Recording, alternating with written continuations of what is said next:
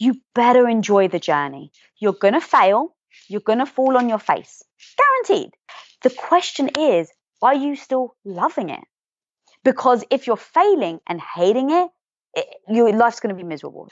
But if you love what you do and you fail, all right, but at least you're loving it. Because in 10, 20, 30 years, you may blink. You may be on your deathbed. You may get hit by a car tomorrow. And the only thing you have is, did I make the most of my life, yes or no? And so if you weren't enjoying it, I can't imagine your answer is going to be yes.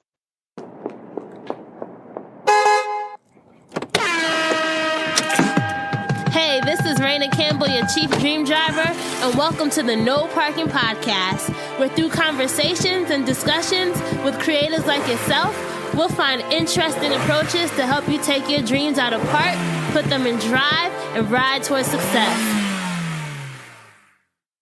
Hey, Dream Drivers, welcome to episode 193 of the Dreams and Drive podcast. This episode is brought to you by The Key Resource, which is a platform for beginners in real estate investing.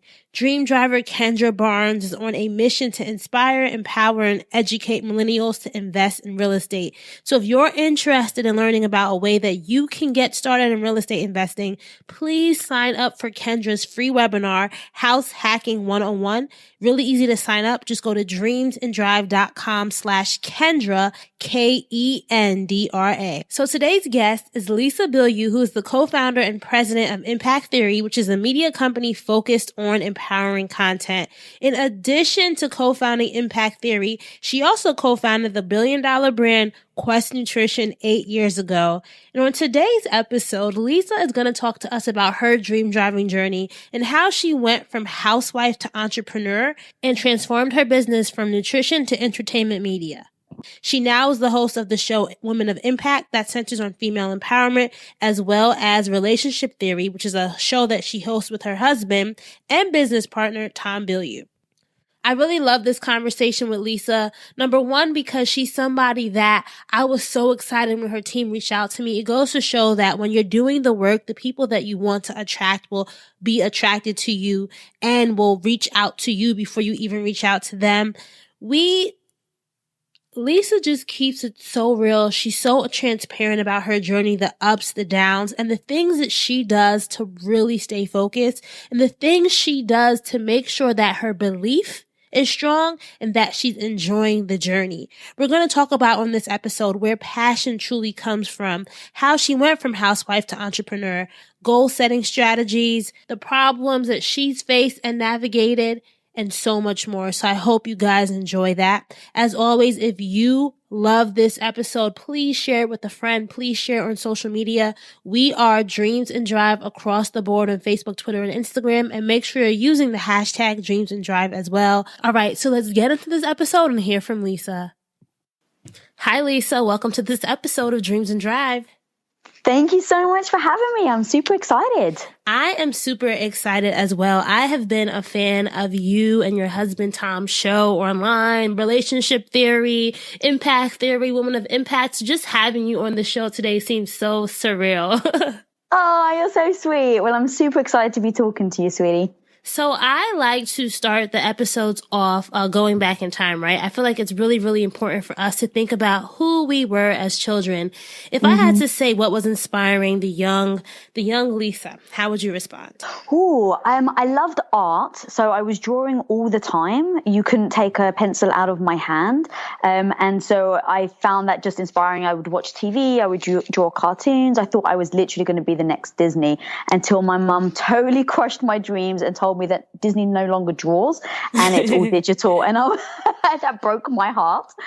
And then, so it was just, what did I enjoy doing? And I started going down that path. So I loved law, believe it or not. And I would watch all the law shows and the criminal shows. And I was like, all right, I'm going to be a lawyer, just because I had a passion for it. I found myself always going to that. And again, my mum crushed my dreams and said that I either had to be a defense lawyer or a prosecutor. And sometimes I'd be prosecuting people that were innocent. And I was like, okay, that's not for me. But I think in looking back, it really is like, what are you naturally drawn to? Because it's going to need to take more than money to get you out of bed every day. Like, I know that we always focus on money and wealth creation, which I think is fantastic, but trust me, it's not going to get you out of bed every day. So it has to be that core passion, drive, fire inside of you that you're just naturally going to be drawn to, whether you get paid for it or not. That is so true. I'm thinking about that. Do you feel like what was the dream for you as a kid, though? You were interested in art. You were interested in law. I know later you developed a love for media and film. Like, was that the dream back then as well? Yeah. So as I got into my teen years, I thought television was really cool. And I thought, it would be so much fun if I was part of some sort of either TV show or something. I don't know. I was just drawn to it. So I studied it in school. The more I studied, the more I realized I loved it. And I think that that's really where passions are born from. I think it's by testing and trying things out. I don't think people say like, how do you find your passion? I don't think you can just find it. I think you actually do need to discover it like anything else, a skill set. That is so true. And you are a native to, I want to get it right, London, right? I am. That's correct. Okay. I hear the accent. I just had to get it right. Yeah, you got it bang on. Do you feel like the location, being overseas, being in London, like what was that impact on you as a person as well? Oh, that's interesting. So I'm actually Greek. So my blood, I always say like I was born to be in the sun. Just as a kid, I hate the weather. It's very miserable. And if you actually look at the suicide rate in colder climates, it's actually much higher than it is in warmer climates. Oh, wow. I don't know if that's due to like the vitamin D, which obviously helps with brain function, and with if you have lack of it, I think it actually can participate in depression. So I don't know if that's actually part of it, or if I just hated going outside because I was always getting wet. And obviously studies are showing that the more you're more in nature, the more creative you are. But it just never felt right to me. And growing up in London actually taught me that wasn't where I was meant to be. And I used to have a dream, and I would tell my parents and I would tell my brothers and sisters and everybody that I could talk to, one day I'm going to live in LA, I'm going to be in the movies. And I'm nuts, right? I'm this, short Greek girl living in the outskirts of London. How on earth am I going to make it all the way to Los Angeles, let alone be in the movie industry? And I used to be told all the time my head are in the clouds. Obviously cut to 20 years later, I live in Los Angeles, and not only do I have a studio, I have 4 studios in my house. So I want people to really pay attention to what your dream and desire is, and not let the naysayers and other people bring you down. That's such a powerful lesson that I learned from a very young age, is that like, follow your dream. Doesn't mean your dreams are going to always come true, but at least following something you really believe in really can keep sparking that fire inside of us, and then really get to the really get us to pushing to our goals. Whereas like, if you keep finding hurdles and you're not passionate about it, you're just going to keep stopping. Now, of course, I didn't mean to fall in love with my husband, who happened to be American, but I'm sure it was destiny, though, right? That was part of the plan. Maybe there was this divine plan before you even knew about it. Yeah, I mean, and I really believe in that, right? I really believe that you find what you search for. And so if I was searching to be in America, it wasn't directly correlated. But I remember when I went out on a date with my husband for the first time, I was attracted to the American accent. I was attracted to Americans. He was in the film business, so I loved what he did, right? So like, there's all these elements that I was attracted to, and then found that in him. And then obviously, so that's how I ended up coming to America. But I always joke that we've been together now for 18 years. And I joke that it was like an 18-year plan to get my green card. It's funny. I get this question a lot on the show, the power of location, right? Do you feel like your life would have been different if you would have stayed in London? Like, people say, like, do you have to move or do you have to change locations in order for your dream to come true, or in order to spark something different?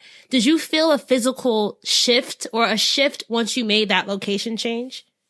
Wow, that's a great question. I've never actually heard anyone say or ask that before. So I think the truth is If you're changing location to try and run from something, it's going to follow you, right? Like if you're trying to be like, I'm going to be more motivated if I live in Los Angeles because there's sun. It's like, no, if you're not a motivated person, moving countries, moving location, moving house, moving environment isn't going to change that. That's still going to follow you.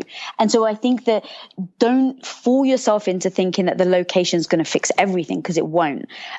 But for me, I absolutely do think that moving out of London, coming to Los Angeles, finding people, this isn't my word, but I know a lot of people use it these days, like finding your tribe, right? Finding people that are like you.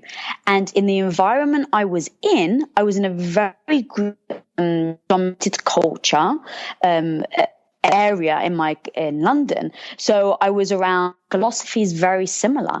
And the philosophy is, if you're a woman, you're going to grow up, get married and have kids.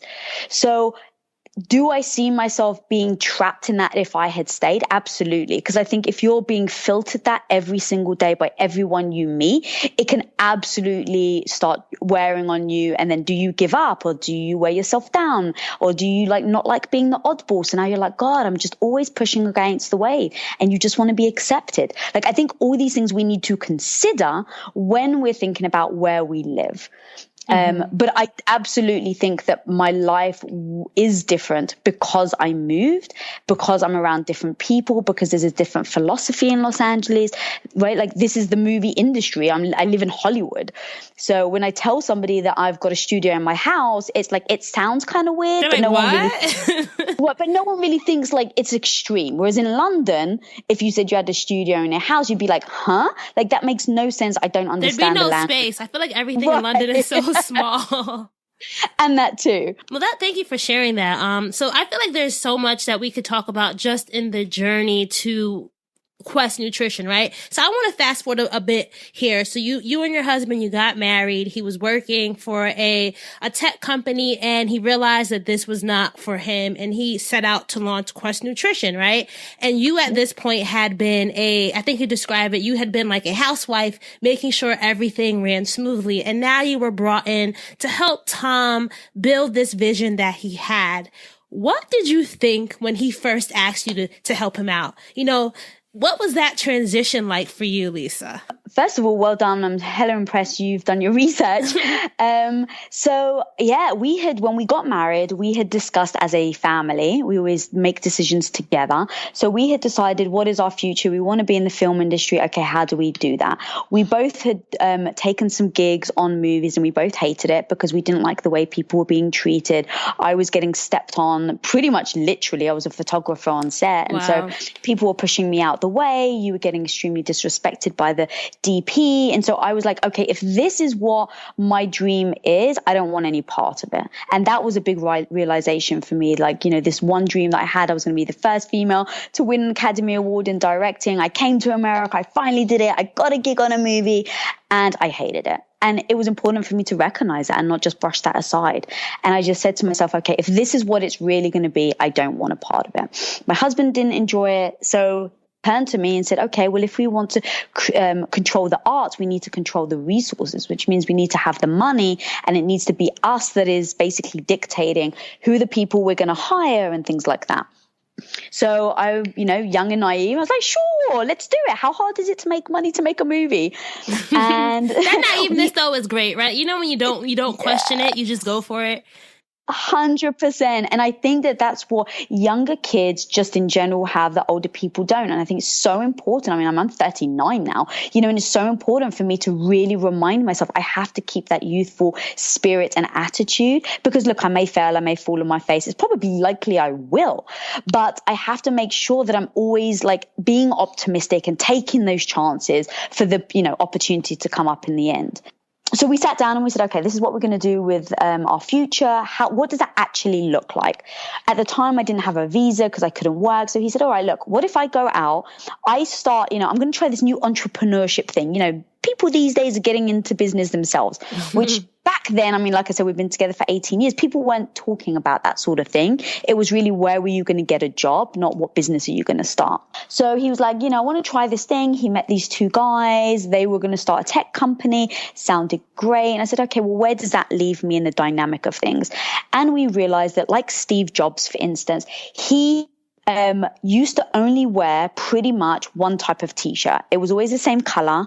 It was always plain, because the brain can only actually make a certain amount of decisions in a day, like successfully, with clarity. And so if we knew that, then what are all the things I need to take off my husband's plate so that he can focus on making business decisions, really crushing it in the business world, and I can eliminate all the other decisions he has to think about. So we agreed I was going to take care of everything else. That meant, the house, the bills. I would even set his clothes out for him every morning. So I would set his gym clothes out, and then I would set his work clothes out. I would pack him a lunch so he never had to think about what he was going to eat. Like, we went all in. Like, okay, if we're going to do this, like, we need to go above and beyond just working hard. We need to work smart. And so that's what we did. Now, the plan was that was going to be for 18 months. Well, cut to almost 10 years later, I was still a housewife. And how did you feel during that time? Like, did you ever question it during those moments? It's like the mind plays great games with you. So it really told myself, Lisa, you're doing it in service of your bigger goal that you've committed to with your husband. And so I would just remind myself of that.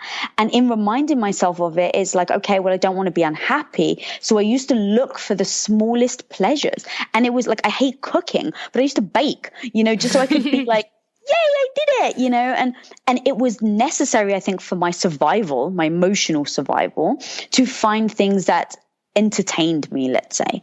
And so in hindsight, I look back and realize what I was actually doing, that I was developing and trying things that I didn't like just to try and bring joy to my life. But the truth is I was miserable. So when roughly the 10-year mark hit, and my husband, his business partners, they hated the tech industry. So they decided they were going to try their hand at this protein bar company. Everyone thought we were nuts. But I was like, you know what? My husband's miserable. He spent 10 years doing something he doesn't enjoy. We both love fitness. We both, I make homemade protein bars all the time for him.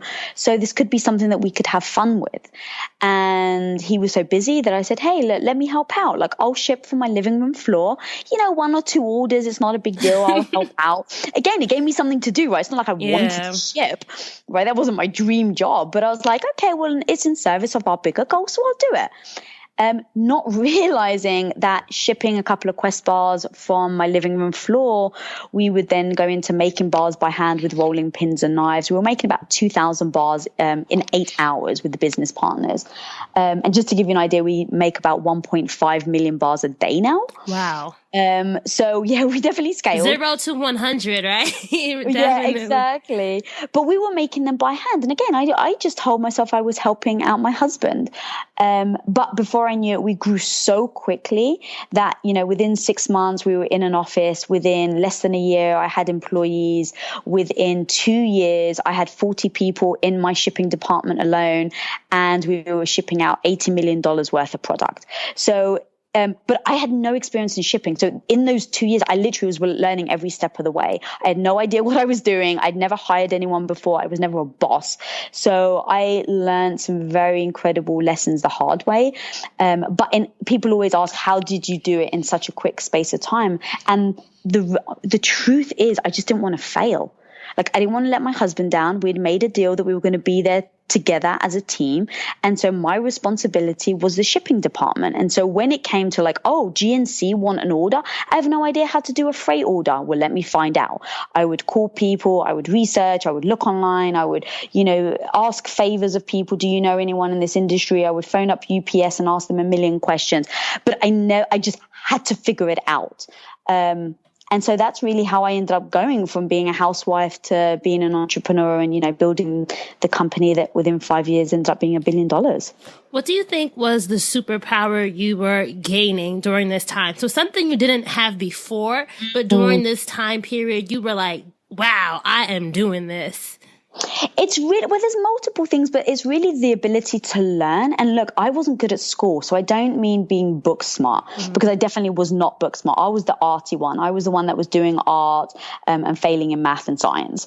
But it's just the willingness to learn was really... I didn't realize I had it in me because I never got good grades in math and science at school. So I always just thought of myself as kind of not, I don't want to say stupid, but uneducated, really, compared to, even though I had a degree in film, I wasn't very educated in science and math and algebra and things like that.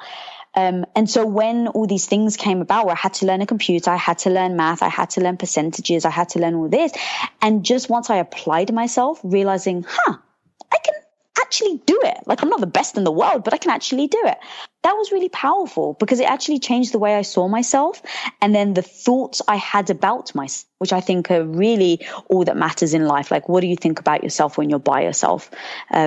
Is the question I always ask myself. And so like the thought process of how I saw myself changed over time because I realized, wow, I can learn. I can get better. You may be bad today, Lisa, but you can get better tomorrow. And I don't know it, but I don't know it yet. So all these phrases and mantras that have started to really creep into my psyche as I was learning. So I think that might be my superpower. One thing that you mentioned during this interview was the importance of setting the goal, right? You and Tom, you had this goal for your relationship, this goal for the company.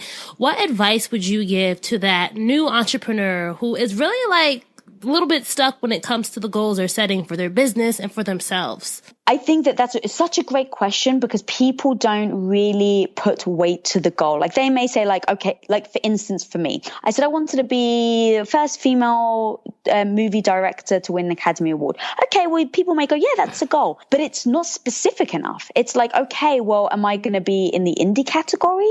Am I going to be at the Oscar? Well, I did say Academy Awards, but is it going to be for a drama? What type of movie is it going to be? Like getting so uber specific that there's no room for debate. And when I say that, I mean, you're going to be, as an entrepreneur, you're going to get a lot of things coming your way, a lot of opportunities coming your way that you may get so excited about. But unless you've really identified what that goal is, how do you know what opportunity to take and what opportunity not to? So what I do is my goal is very specific.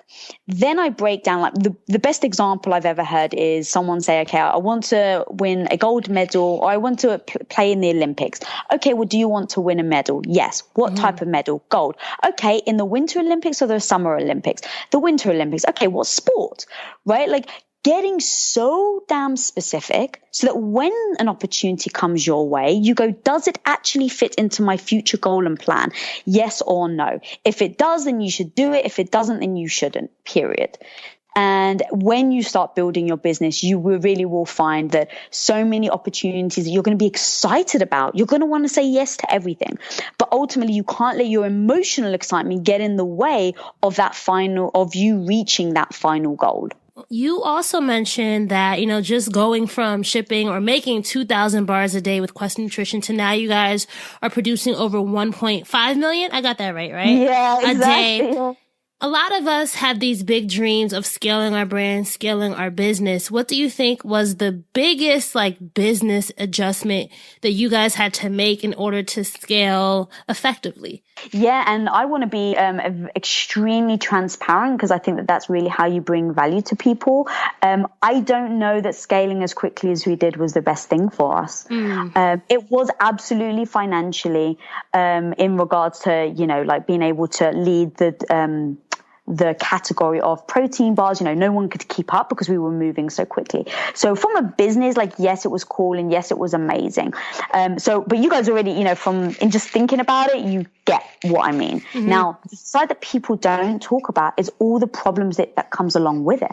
So you're putting a lot of financial money and collateral ahead because now you're making sales of product that hasn't, to big companies that you haven't even made yet. You haven't actually made the product. So now I have to go buy the ingredients, right? I have to take a chance. I have to pay upfront costs because you can't ever get ingredients overnight. So let's say I have to buy it in advance at the rates that I'm growing. But what if my rate slows down? So you're putting a lot of your capital at risk. That's one thing. And then secondly, to be honest, the biggest thing that I struggled with was culture.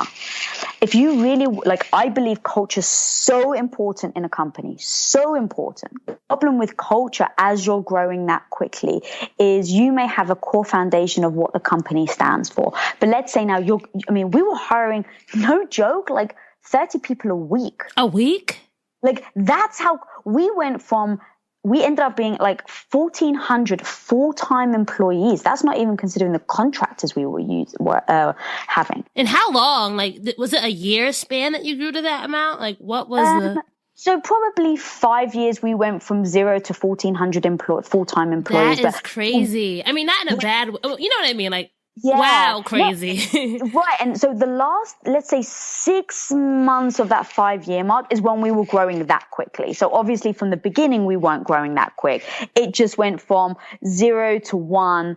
It was like exponential growth, right? 1 to 2, 2 to 4, 4 to 8. So that's kind of how we ended up growing. So once you're hiring 30 people a week, you can just imagine that the core culture that you built, it's hard to expand, right? It's hard to, like, if you're hiring someone that you're like, all right, this person is perfect for the position, but then they go and hire someone and then they hire someone and now you've got 5 people removed. It's kind of like the telephone game.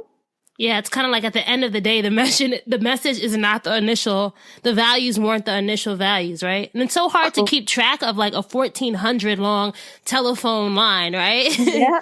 Now imagine you've got different departments. So we had our manufacturing that was in a different location to our headquarters.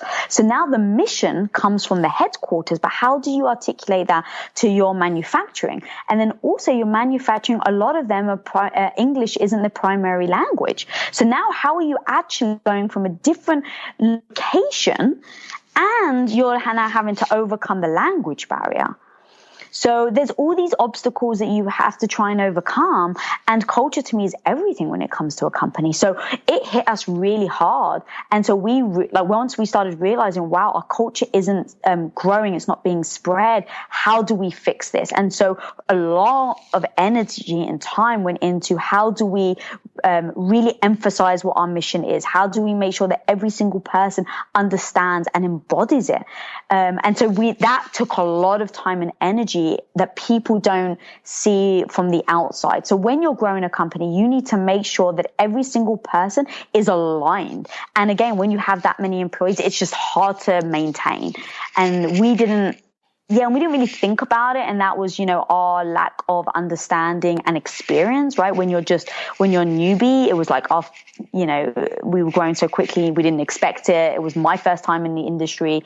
So there was just a lot of learning curves that I don't think people really consider. So if you're just starting a company, kind of coming full circle, if you're just starting a company or you're still small right now, write a mission statement, make sure everyone understands it.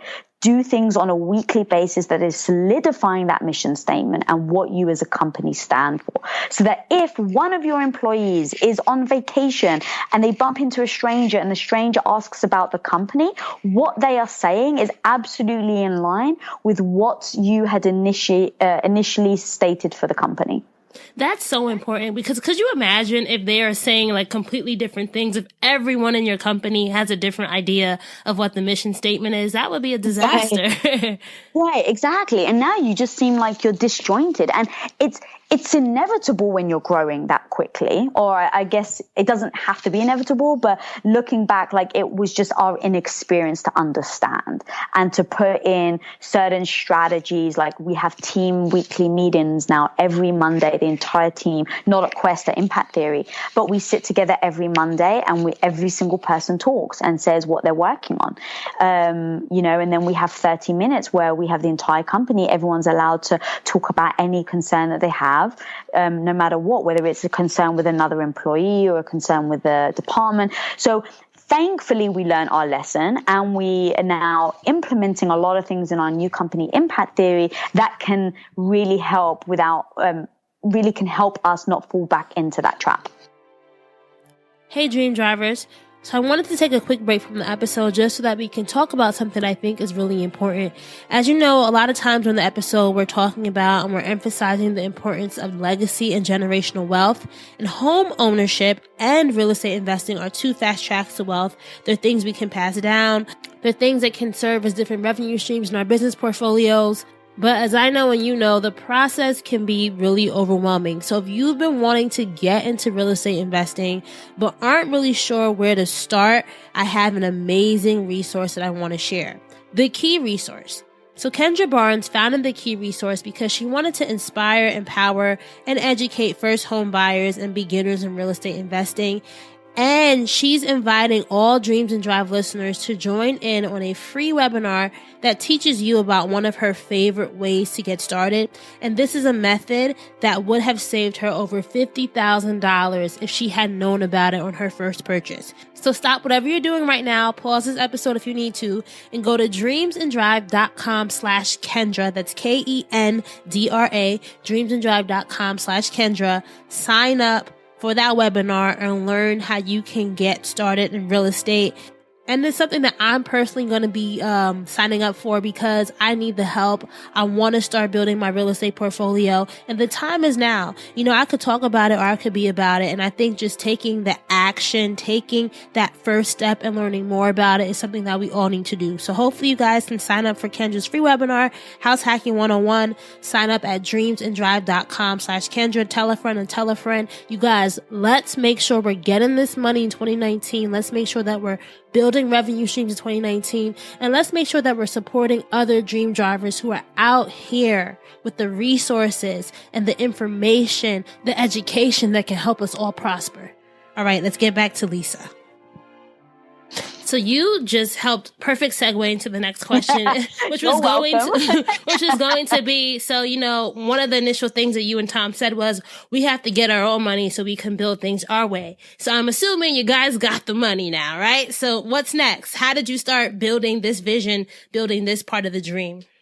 Yeah, so after Quest was extremely successful, we did take a small portion of it out of the company, and we said, okay, like if we really want to make impact, what does that actually look like? So we were getting incredible feedback about our product, that it was helping people lose weight, it was saving lives. We actually were becoming like the known bar to go to in the anorexic community because they're so fearful of calories, and they stumbled upon the Quest product and they said that it was a great gateway product into real food again.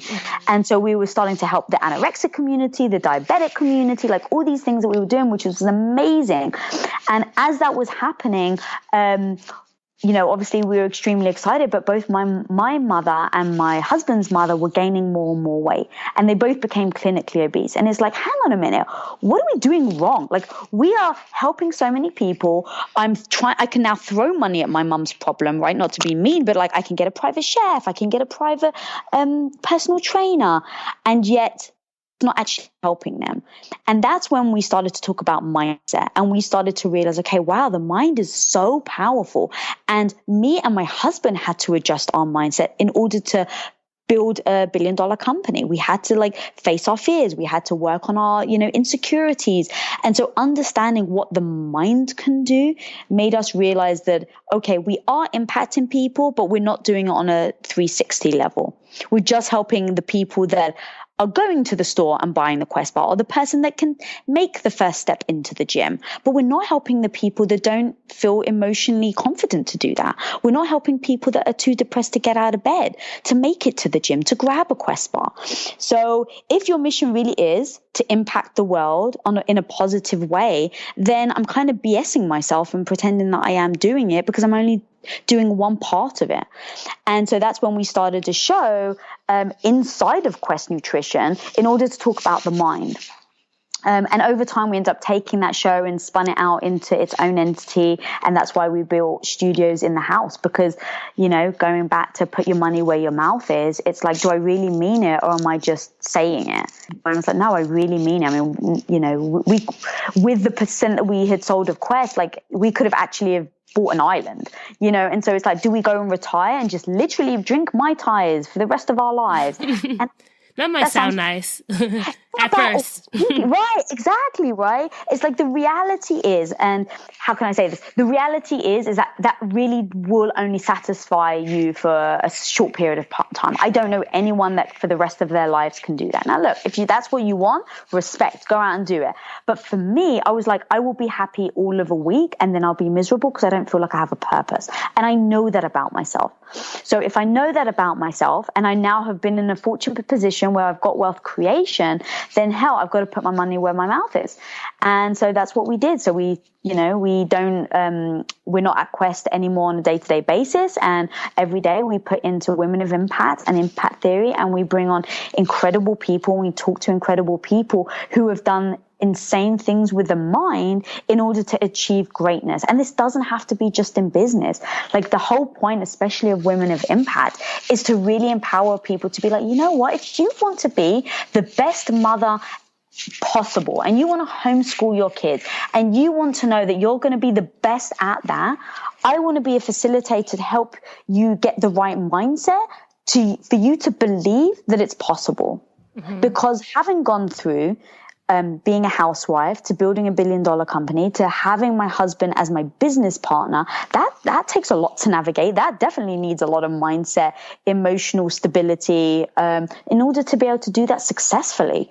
So when I realized the mind is such a big thing, that was when we kind of made a big shift and started Impact Theory and Women of Impact. And you guys were building that from like the ground up. Like before that, you didn't have an interview show of any sort or anything, right? We had the show called Inside Quest, and we actually had the studio at Quest Nutrition. But the business partners really wanted to focus on the body, and because we were very passionate about focusing on the mind, we just basically took the show and respun it. But it was very small at the time, so yeah, we changed the name and things like that. So. How did you go about building the audience and really getting that traction, right? Because I feel like the idea is great, the need is there, but how did you get people to know about it? Because, you had this big retail influence with Quest Nutrition. Then how did you convert that into this space and the wellness and mindset space? Yeah, I mean, so when we also started, this was about 2.5 years ago now. Even back then, the mindset thing wasn't a big thing. So it was actually even more difficult because people were like, what do you mean the mind? What do you mean? What's a growth mindset? But now I think that type of language people know and understand a lot better. So it's actually easier. But to be honest, it really is. And I believe this of any business, anything you want to try your hand at, including, yourself with dreams and drive. It's like, there is always room for the best.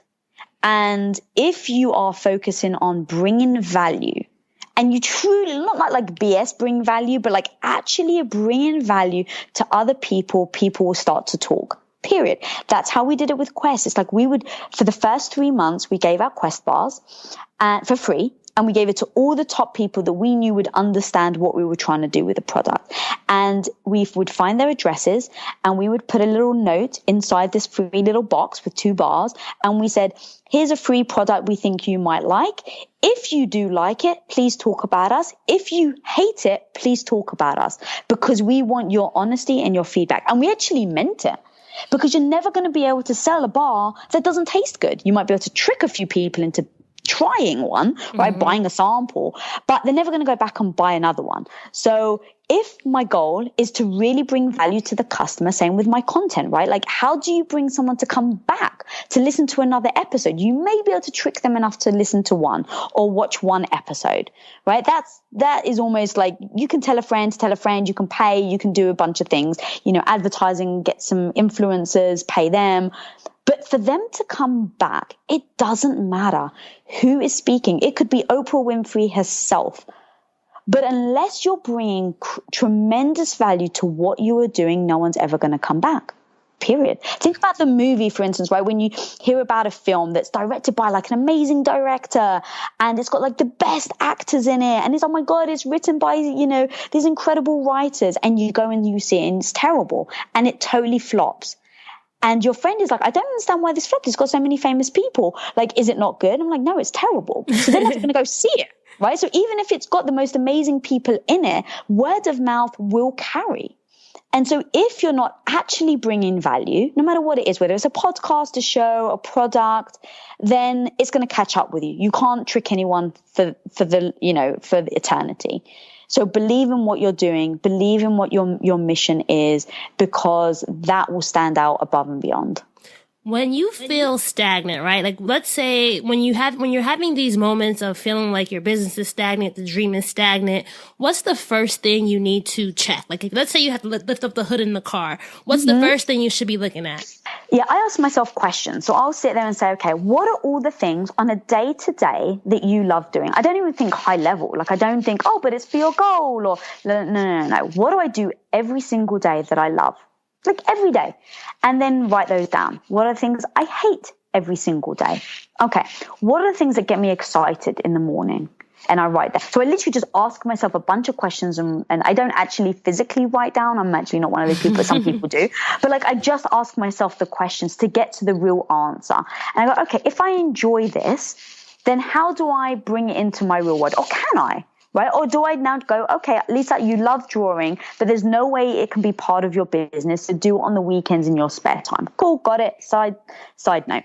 Then I go, okay, what is my goal? And am I still true to my goal?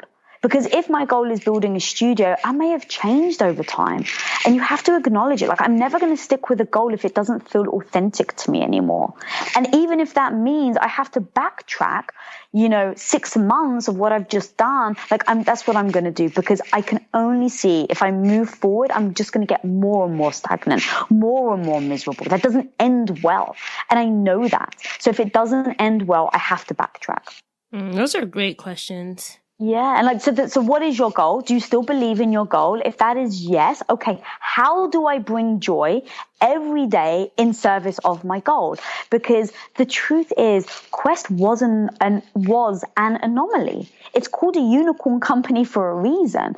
And so when I look back and say, with Impact Theory or anything else I'm going to do, there's no guarantee I'm going to succeed, right? So everybody listening right now, there's no guarantee your business is going to succeed. Now, if we all know that, you better enjoy the journey, because you're going to fail. You're going to fall on your face, guaranteed. And when I say fail, like, let's say fail on your way to the goal. So you're going to have hurdles. You're going to trip. You're going to fall. You're going to make mistakes. The question is, are you still loving it? Because if you're failing and hating it, your life's going to be miserable. There's no joy to be had. But if you love what you do and you fail, all right, but at least you're loving it. Because in 10, 20, 30 years, you may blink. You may be on your deathbed. You may get hit by a car tomorrow. And the only thing you have is, did I make the most of my life? Yes or no? And so if you weren't enjoying it, I can't imagine your answer is going to be yes. But if you did enjoy the journey, and you're on your deathbed, and even if you fail and you're not as successful as you wish you had become, at least you enjoyed it.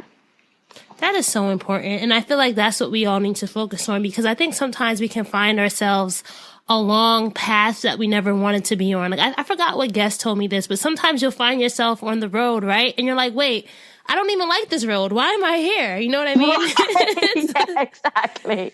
And it can take people years before they realize they're wasting the journey by being on the journey they don't want to be on. Right, exactly. It's so true. What's the biggest tip that you would give for somebody who's considering going into business with their partner? Because there's this big myth, right? Big taboo. Don't work with your wife. Don't work with your husband unless you want your relationship to fall apart. Obviously, that's not true, right? That's not true for everyone. But what makes it work for you and Tom?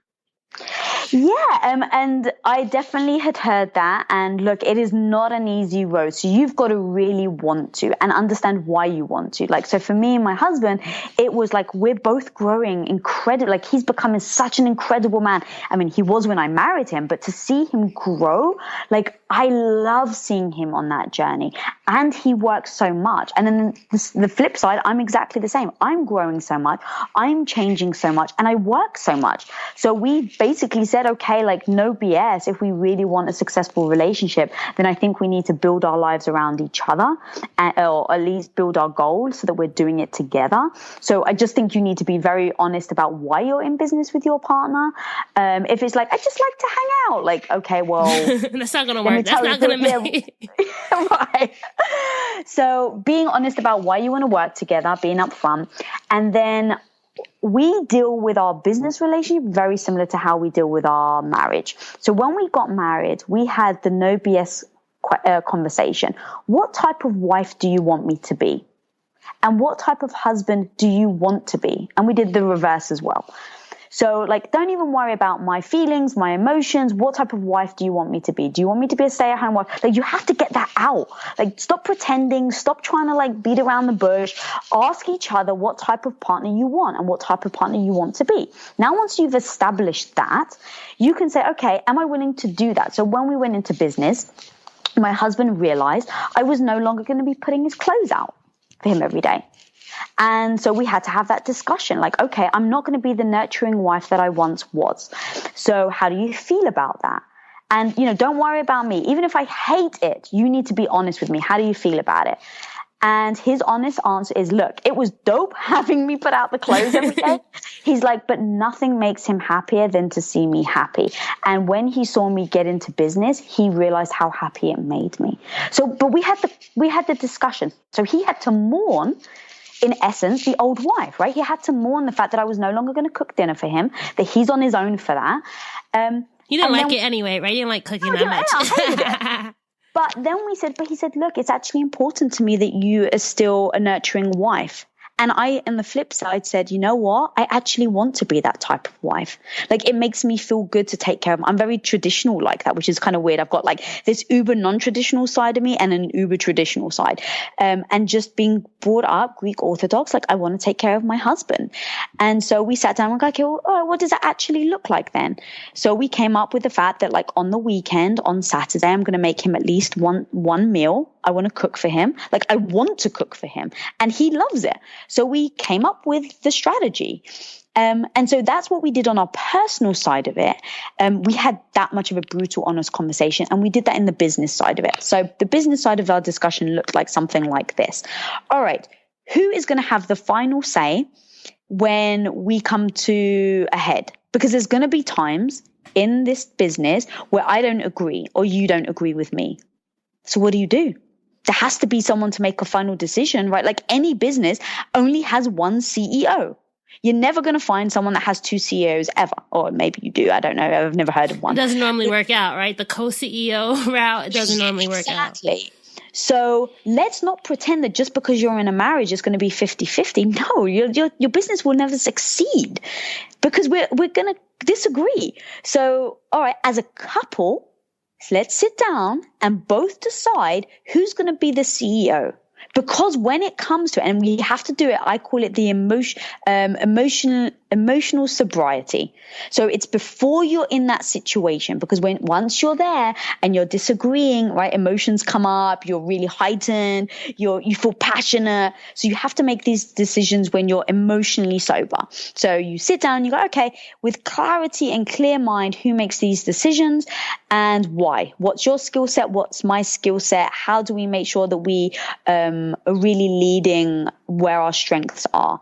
And so we just developed it and we said, okay, my husband is the visionary. He's the one that actually comes up with the super crazy ideas, and I'm great at executing on them. All right, well, we know our skill set, so there you go. But that doesn't mean it's like alpha and beta roles. So in our marriage, my husband's the alpha and I'm the beta. But that doesn't mean, and I want to make this uber clear, that doesn't mean that I'm secondary. It just means that I have a different way of seeing things. My mindset, the way I function is different. And if you look at a pack of wolves, for instance, and this is actually where we came up with the alpha beta analogy for me and him, you look at a pack of wolves and you look at the alpha male. The alpha is like the one, that kind of like people turn to. But the alpha actually can't survive without the beta, because the beta is the one that gathers everybody's like, okay, we have to make sure we've got enough meat. We have to make sure that we feed the pack. We have to make sure that the alpha's fed. Like, they're the one that actually gets it done. So the alpha would literally die if it wasn't for the beta. So for people to think that it's like one is actually better than the other, I think is another myth. And I think we need to debunk that myth, and I think that we need to own positions with enthusiasm and not feel like it's a demotion or that you're less than, because I think that that's extremely detrimental to your relationship and to your business. And I think that would surface if you don't have those discussions. One of the things I love, and I'm saying what I love about your relationship from what you guys share, what you share on the internet. Like, I know you guys so much know. I only know what you share on social.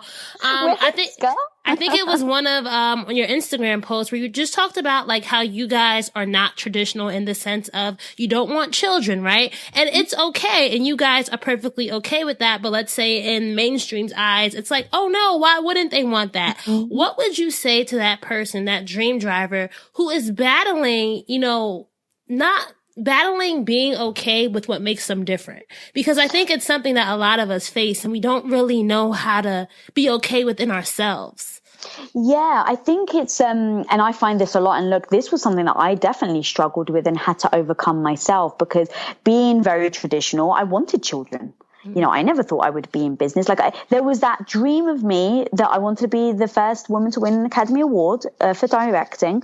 That was the dream. But the reality is I was like, no, I'm going to have kids and get married. I never really thought about how I make those both coexist.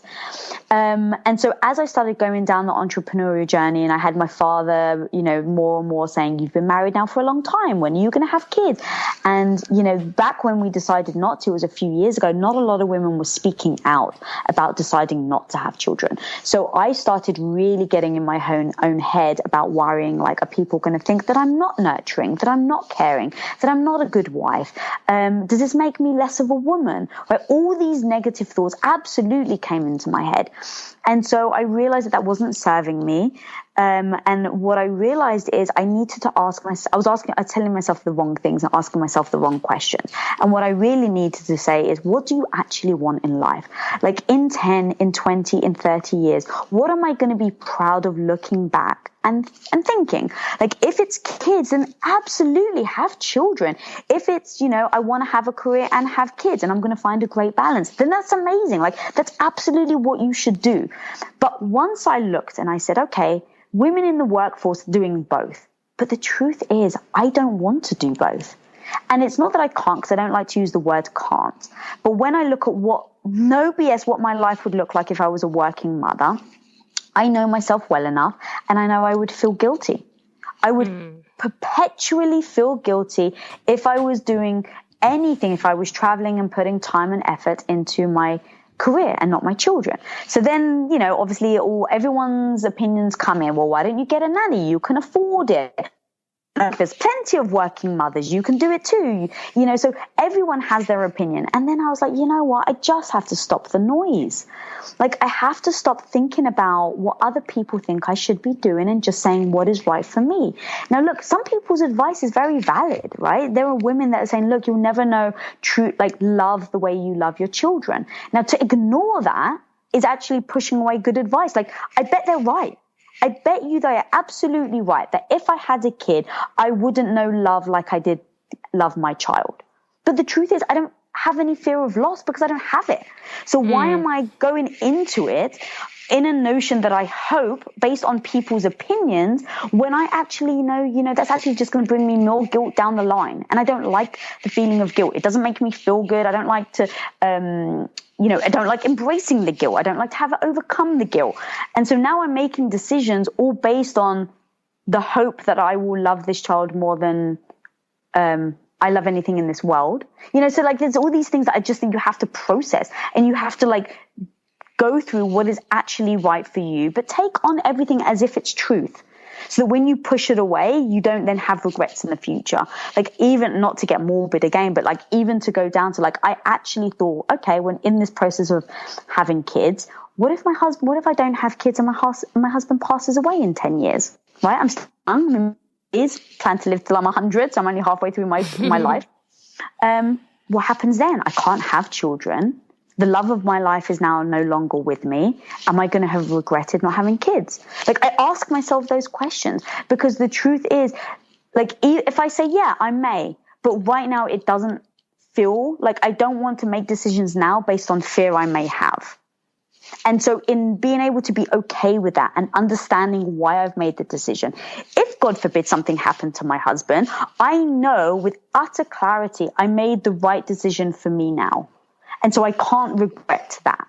It's living in the present, right? Because a lot of us, I say this all the time. So I would describe myself as a storyteller, right? And one of the biggest problems of being a storyteller is I can create stories for everything, right? So I'll sit here and I'll create stories of everything that will happen and the dress I'm going to be wearing on the day that this happens and, you know, how everything will go so wrong, but you sometimes forget, but what if it goes right? That's all. Like, what if it's all right? You know? And that's the thing that I think a lot of us, we can get caught up in things that don't happen. There's this quote that says, anxiety is, I forgot what the quote is actually. Something about how it's like fearing for things that haven't happened yet, you know? Mm-hmm. Yeah. It's so important.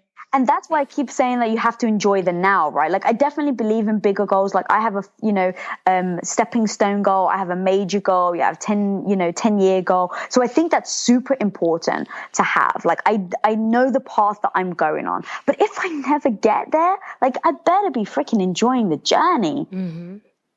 And it's the journey where you learn the most, right? Yeah, for sure.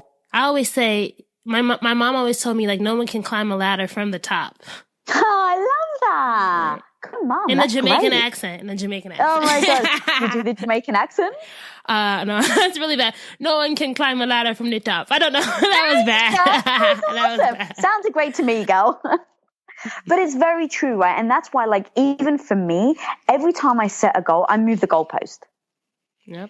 Because I like the journey. I like the discovery. That's what drives me. Because like I said, I'm just going to repeat myself now, but like, I'm failing a lot. I fall on my face a lot. I mess up a lot, you know, and that's okay. Like, I've taught myself and really worked to not make myself feel badly about it. But I make sure that, you know, I'm still always enjoying the journey, because when you do fail, it's like, are you smiling when you're falling on the floor? Yes, I am. So what's next for Lisa? What's next for Impact Theory, Women of Impact, all the great stuff that you guys are building? Yeah, I had no intention of ever being in front of the camera. I was always the logistic mind behind the scenes. I built, you know, obviously helped build Quest, and then the media department within that I built. So I was very comfortable being behind the scenes. And the more and more people I would meet people, and I would just let them know how I went from a housewife to, you know, building a company. And then obviously with my relationship with my husband, you know, we're more in love now than we've ever been. We've been together for 18 years. And so I get asked a lot of questions. And as I did, I started to realize, like, I was actually impacting women. And my goal was to always impact people, but that was always going to be behind the scenes. And when I started realizing that, you know, and just me talking really helped people, I was like, oh, okay, go back to the no BS, like, what really is my goal? And if it is to impact people, why am I, sitting behind the scenes because I'm not comfortable enough to be in front of the camera or, you know, talk? That's just holding me back. It's actually being detrimental to my goal, which is global impact. So I called myself on it, and I was like, all right, well, if you want global impact, Lisa, you're going to have to suck it up and really, like, start stepping in front of the camera. And then the more I did it, the more I saw how incredible it was and how I was really helping women. You're great at it, by the way. You're great at it. Thank you so much. Thank you. It definitely doesn't come naturally. In the sense of, like, I haven't ever learned, I've never done courses or classes or anything. But I just realized, okay, well, if this hurdle is in my way of the goal, I better jump over the hurdle. And so I need to start stepping out and overcoming, you know, my confidence, or overcoming my insecurities of, you know, do I have confidence? Can I actually talk articulately to create impact? And I had to work on it. And I just said, okay, you know, it's part of the goal. So that's what ended up leading me to a show that I now host, which is called Women of Impact, where I have incredible women on the show. We're on YouTube. We are on podcast as well, so you can check it out on podcast, but we are primarily a video source. You know, having them in front of me and sitting and asking them questions.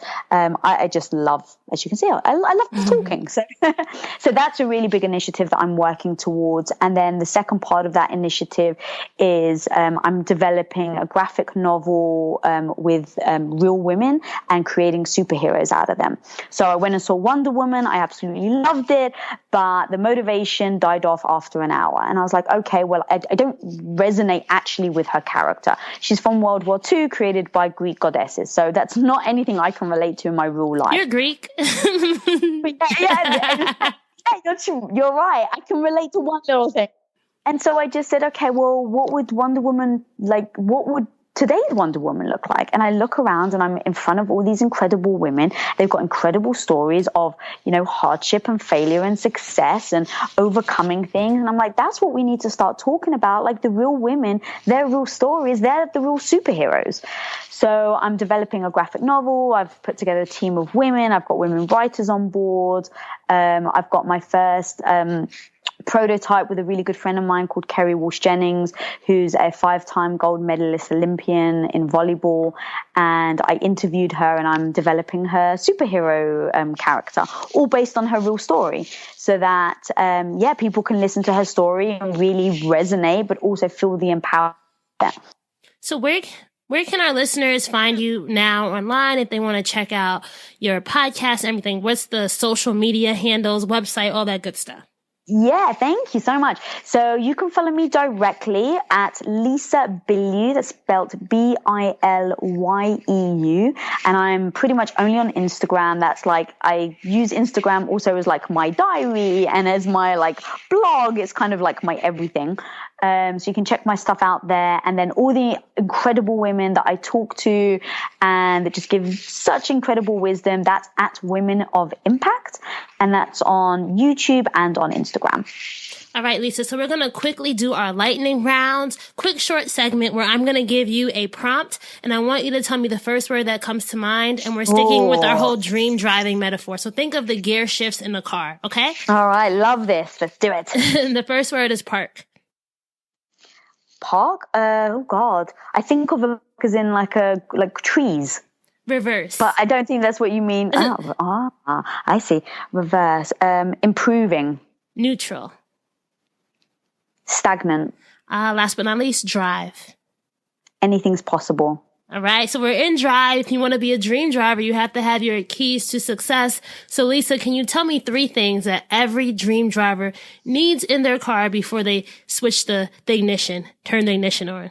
Yeah. Resilience. Because you're going to get in car crashes.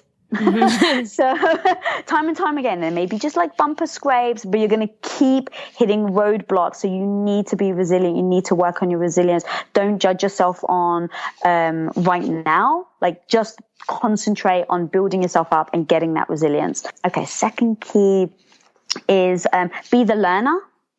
So don't be afraid of what you don't know. If you're the learner, then you can always improve, always room for improvement no matter what. So be the learner, open yourself up to being wrong. That's another big thing as part of being the learner. And then the third thing is believe that anything is possible.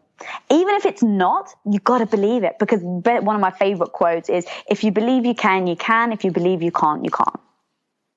So if you're going to get in the car and you'll be like, oh my God, I'm going to get into an accident. Well, guess what? Of course you're going to get into an accident.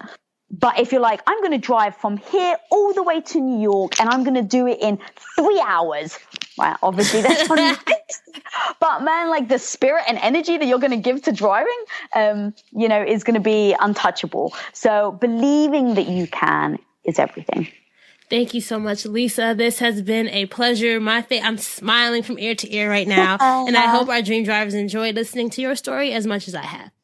Thank you, sweetie. Thank you so much for having me on and being an incredible host and asking incredible questions. I really, really do appreciate it. I've had so much fun. So thank you. All right, so that's a wrap for episode 193 with Lisa. I hope that you enjoyed hearing her dream driving journey as well as her keys to success. If you love that episode, you know what I'm going to tell you to do. Please, please, please share it with a friend. Whether you're listening in on social media, screenshot it, post it to your Instagram stories, Twitter, Facebook, LinkedIn, wherever. Make sure that you're tagging us. We are Dreams in Drive across the board, Facebook, Twitter, and Instagram. And you can also use the hashtag Dreams in Drive as well. Don't forget, if you're interested in signing up for the key resources, Kendra Barnes, her free webinar, House Hacking 101, so that you can learn about how you can get started in real estate investing today. Sign up for this webinar at dreamsindrive.com/Kendra. That's Kendra. I'm signing up. I hope to see you guys on the webinar as well.